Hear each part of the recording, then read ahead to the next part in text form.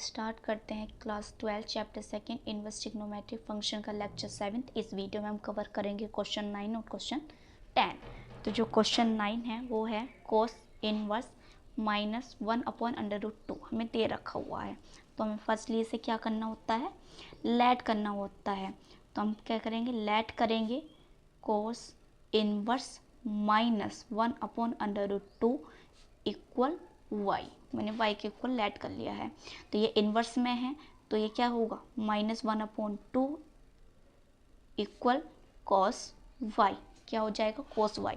फिर हम लिखेंगे we know that the range of the principal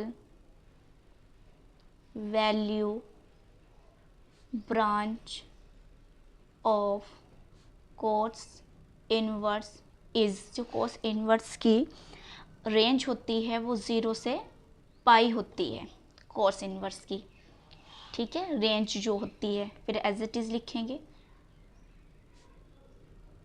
अब cos की जो वैल्यू होती है 1/√2 वो कितनी होती है, वो होती है cos -45 डिग्री होती है cos y। अब cos 45 डिग्री को चेंज करना है रेडियन में तो क्या आएगा, π/4 आएगा। तो हम लिखेंगे -π/4 इक्वल cos y। अब मैंने आपको बताया हुआ है कि हमें क्या माइनस में आंसर रखना होता है और क्या माइनस में आंसर रखना नहीं होता है। तो cos sec कोट अगर निगेटिव में आंसर आता है तो उसे चेंज करना पड़ता है पॉजिटिव में। तो हम चेंज करेंगे यहाँ, तो कोस माइनस करेंगे पाई में से, तो पाई -π/4 इक्वल कोस वाई। अब एलसीएम लेंगे यहाँ, तो यहाँ लेंगे एलसीएम, तो 4 एलसीएम लेंगे, 4π - π। अब 4π में से पाई जाएगा तो क्या आएगा, 3π आएगा। 3π/4 इक्वल कोस वाई। अब कोस से कोस गया, कैंसिल आउट हो गया मतलब, तो y इक्वल 3π/4 लिखेंगे। फिर यहाँ हम लिखेंगे therefore principal value of cos inverse is, हमें जो वैल्यू दे रखी है पहले इसे नहीं लिखेंगे, पहले जो वैल्यू दे रखी है -1/√2 इज 3π/4 हमारा आंसर आ गया है।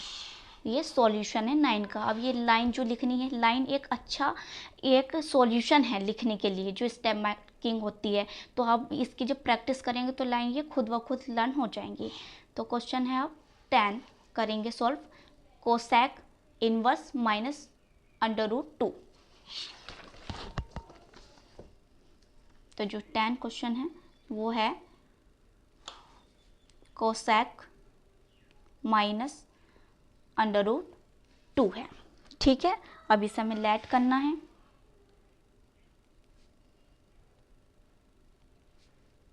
y के इक्वल, अब ये इनवर्स में है तो ये हमारे पास कोसेक। भाई इतना क्वेश्चन तो आप बिल्कुल देख तो साथ कर दोगे एकदम, बस फिर हमें क्या लिखना है वही लिखना है। We know that the range of the principal value of the principal value branch of cosec inverse is क्या होती है, -π/2। π/2 तक होती है और क्या काउंट नहीं होता, 0 काउंट नहीं होता है। अब हम एज इट इज लिखेंगे √2 इक्वल कोसेक वाई। अब √2 जो वैल्यू होती है वो कितनी होती है, 45 डिग्री होती है। तो हम लिखेंगे cosec 45 degree equal cosec y. तो अब 45 डिग्री को चेंज करेंगे जब हम रेडियन में, तो हमारे पास क्या आएगा, कोसेक π/4 आएगा।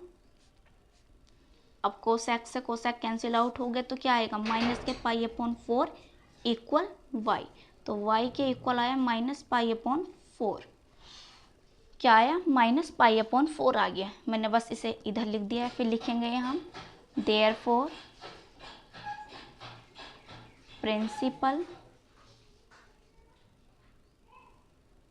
Principal value of cosec inverse -√2 is -π/4। हमारा जो ये आंसर आ गया है।